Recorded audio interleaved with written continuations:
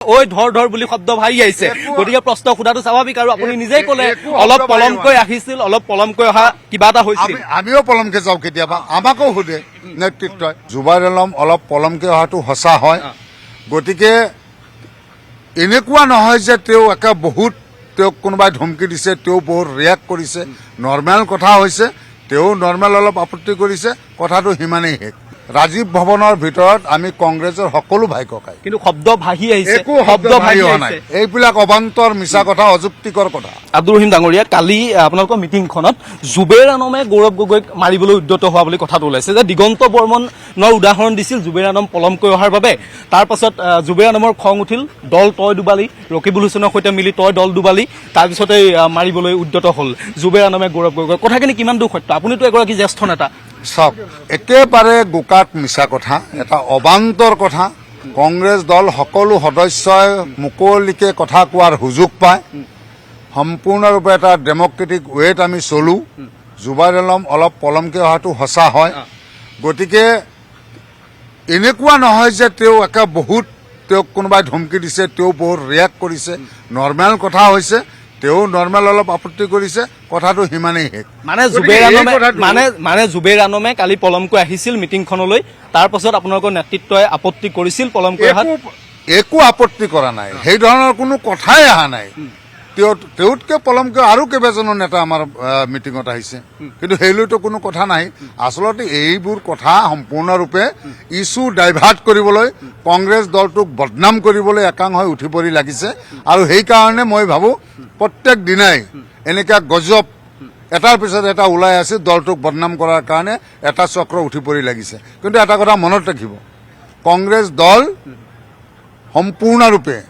আমি সংখ্যাত কিমান আছো ডাঙৰ কথা নহয় বিধানসভাৰ ভিতৰত বিধানসভাৰ বাহিৰত আমাৰ যিটো ভূমিকা বিৰোধীৰ ভূমিকা চৰকাৰে ভাল কাম কৰিলে আমি সমৰ্থন কৰিম নৈতিক সমৰ্থন আৰু জনবিৰোধী আজি মূল্যবৃদ্ধিৰ কথা ৰাজ্যপালৰ ভাষণত ক'লে জানো এই কথাটো আলোচনা হৈছে জানো আজি মিডিয়াই আপোনালোকে লাগি আছে ৰাজীৱ ভৱনত কি হ'ল আজি লাগিব মিডিয়াই আপোনালোকৰ প্ৰতিবাদো দেখুৱাইছে মূল্যবৃদ্ধিক লৈ যিটো প্ৰতিবাদ হৈছে সমান্তৰালভাৱে এফালে ৰাজ্যপালৰ ভাষণ গৈছে আনফালে আপোনালোকে প্ৰতিবাদ কৰিছে আপোনালোকে চাব পাৰে নিউজ 18 অসম নৰ্থ ইষ্ট যদি আপোনালোকে চাই প্ৰতিবাদো দেখুওৱা হৈছে কিন্তু মোক এটা কথা প্ৰশ্ন কৰকচোন আমাৰ বন্ধ কোঠালীত আমাৰ ভাই ককাৰ মাজত হোৱা কি আলোচনা সেইটো নিউজ কৰিবলৈ কিবা ইছ্যু এইটো হ'ব পাৰে নেকি ভাই ককাই এখন ঘৰৰ ভাই ককাইৰ মাজত হোৱা খবৰ বেলেগ আৰু এটা ৰাজনৈতিক দলৰ তাতে ৰাজীৱ ভৱনৰ ভিতৰত হোৱা কাজিয়াৰ কথা বেলেগ ৰাজীৱ ভৱনৰ ভিতৰত আমি কংগ্ৰেছৰ সকলো ভাই ককাই কিন্তু শব্দ ভাহি আহিছে একো শব্দ ভাহি অহা নাই এইবিলাক অবান্তৰ মিছা কথা অযুক্তিকৰ কথা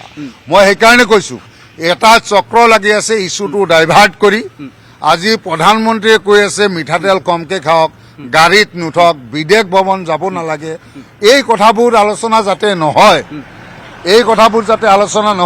আজি ৰাজ্যপালৰ ভাষণত কেৱল চৰকাৰৰ জয়গান দেশটো ৰখাতলে গৈ আছে আজি সোণ কিনিব নালাগে বুলি প্ৰধানমন্ত্ৰী কৈ আছে মহিলাসকলে আজি আপোনালোকে জানে বিয়া বাৰু কন্যা সন্তান জন্ম হোৱাৰ পিছত আমাৰ পৰম্পৰা সোণ কিনাটো আজি বিদেশ ভ্ৰমণ যাব নালাগে এতিয়া বেলেগ ৰাজ্যত আমি পৰিভ্ৰমণ কৰিব নালাগে আমাৰ ল'ৰা ছোৱালী ভাই ককাই কি বাহিৰত লিখা পঢ়া নকৰে নেকি সেইবুলি খবৰ ল'ব নাযাব নেকি গতিকে দেশখন ভালকে চলাব পৰা নাই অৰ্থনৈতিকভাৱে জুৰুলা হৈ গৈছে এই কথাবোৰ আজি ৰন্ধন গেছৰ মূল্য কিমান বৃদ্ধি হ'ল আজি অত্যাৱশ্যকীয় সামগ্ৰীৰ মূল্য কিমান বৃদ্ধি হ'ল সেইবিলাক কথা ৰাজ্যপালৰ না ভাষণত আছে না মূল্যবৃদ্ধি প্ৰতিৰোধ কৰাৰ কোনো ধৰণৰ চৰকাৰৰ চিন্তা আছে কেৱল মাত্ৰ নিজৰ জয়গান আৰু কংগ্ৰেছৰ ক'ত বিৰোধী দলনেতা এতিয়াও হোৱা নাই কংগ্ৰেছৰ ৰাজীৱ ভৱনত কাৰ লগত কাৰ কাজিয়া হ'ল এই অবান্তৰ কথা বতৰাবোৰ কৈ অসমবাসীক বিপদে পৰিচালিত কৰিব খুজি আছে এটা কথা মনত ৰাখিব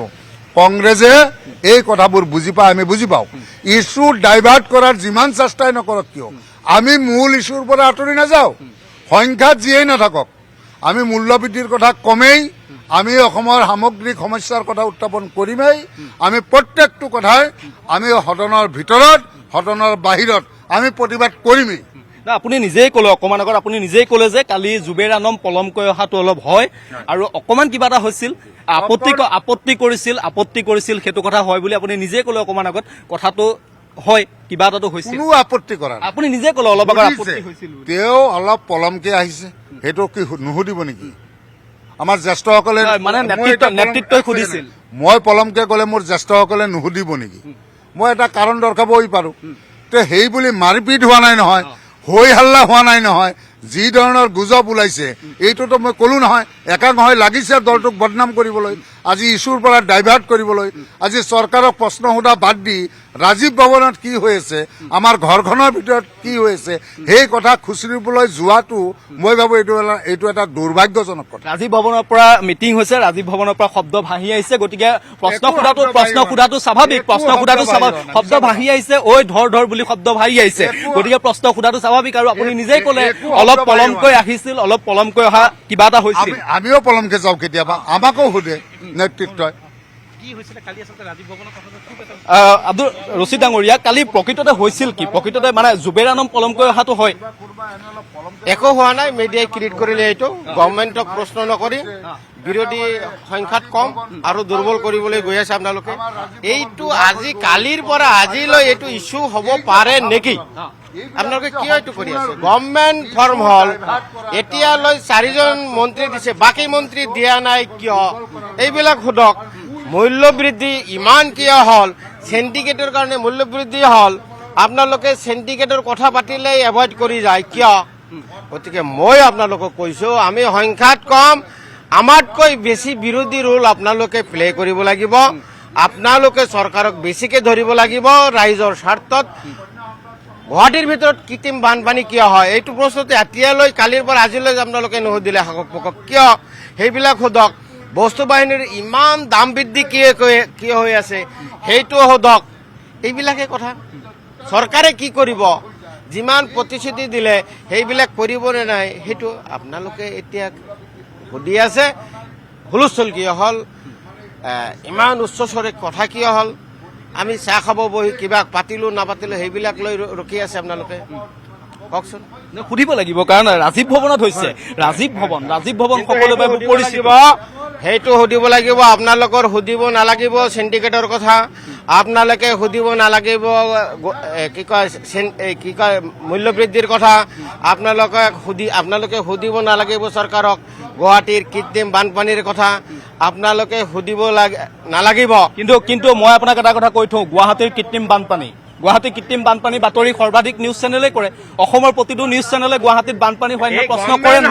গভৰ্ণমেণ্টক অসমৰ প্ৰতিটো চেনেলে গুৱাহাটীত বানপানী হয় নে চৰকাৰক প্ৰশ্ন কৰে নাই? আজি মূল্য বৃদ্ধিক লৈ আপোনালোকে প্ৰতিবাদ কৰিছে, এফালে ৰাজ্যপালৰ ভাষণ, এফালে আপোনালোকৰ প্ৰতিবাদ দেখুওৱা হৈছে। এই কথাখিনিওতো মানি ল'ব। আজি আপোনালোকে মূল্য বৃদ্ধিক লৈ প্ৰতিবাদ কৰিছে, এফালে ৰাজ্যপালৰ ভাষণ গৈ আছে আৰু আনফালে আপোনালোকে হাতে হাতে প্লে কাৰ্ড লৈ প্ৰতিবাদ কৰাৰ যি দৃশ্য, সেই দৃশ্য টিভি চেনেলত দেখুওৱা হৈছে। সেই কথাখিনিওতো মানি ল'ব। মই কৈছো আপোনালোকক, বানপানী যেতিয়া হ'ল, বানপানী ৰাইজক দেখুওৱাৰ কাৰণে সেইটো নহয়, সেইটো দেখুৱাইছে। আমিও দেখিছো, নিজে বানপানীৰ মাজত পৰি গৈছো, এইবিলাক দেখিছো। সেই বানপানী দেখুৱাটো প্ৰব্লেম চল্ভ নহয়। প্ৰব্লেম চল্ভ হ'ব কেতিয়া? যেতিয়া সকলো মিডিয়াই প্ৰশ্ন কৰিব গুৱাহাটীৰ বানপানী লৈ চৰকাৰৰ নতুন চৰকাৰ হ'ল, এই চৰকাৰৰ প্লানিং কি, পৰিকল্পনা কি?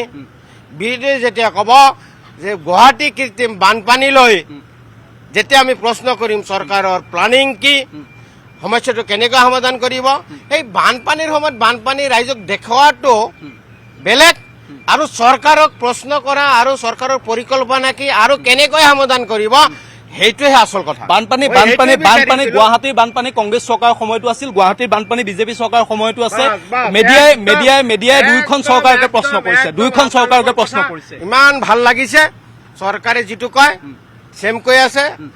মানে আপোনালোকৰ ৰাজীৱ ভৱনত কাজিয়া হ'ল বুলি কোৱাৰ লগে লগে সেই প্ৰশ্ন সুধিলো কাৰণে আমি এতিয়া মিডিয়া বেয়া কোৱা নাই। আপুনি সেই কথাখিনিয়ে মই ক'ব খুজি আছো, আপোনালোকে কৈ আছে যে অসমত যেতিয়া কংগ্ৰেছ দলৰ চৰকাৰ আছিল তেতিয়াও বানপানী আছিল। হয়, মই স্বীকাৰ কৰিছো। আমি চবেই এই বানপানীটো চল্ভ কৰাৰ কাৰণে বিজেপি চৰকাৰ আনিছে, কংগ্ৰেছ চৰকাৰ খেদিছে এই বানপানীৰ চল্ভৰ কাৰণে। এতিয়া সেইটো উত্তৰ হ'ব। আপুনি যিটো কৈ আছে চৰকাৰ কংগ্ৰেছৰ দিনত থাকোঁতে হৈছিল বানপানী, মই স্বীকাৰ কৰিছো।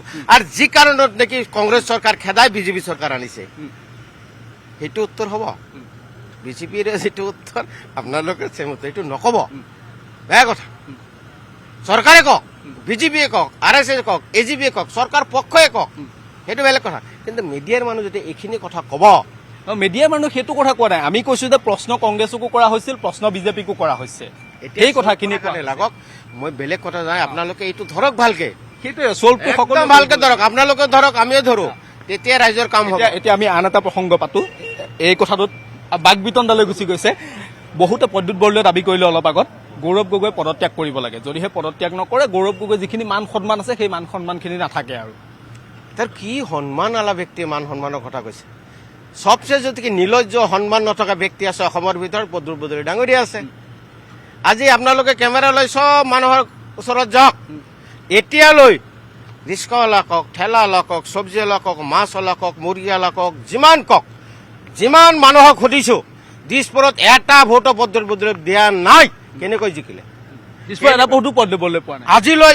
আজিলৈ মোক মই পোৱা নাই যে কোনোবা এজনে স্বীকাৰ কৰিছে প্ৰদ্যুৎ বৰদলৈক ভোট দিছো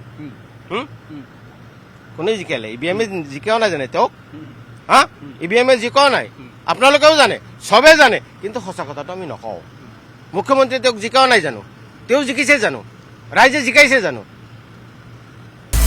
আপুনি বিচৰা বাতৰি পাব কেৱল নিউজ 18 এপত নিউজ 18 এপ ডাউনলোড কৰিবলৈ স্কেন কৰক এই QR কোড গুগল প্লে ষ্টৰতো পাব এই নিউজ 18 এপ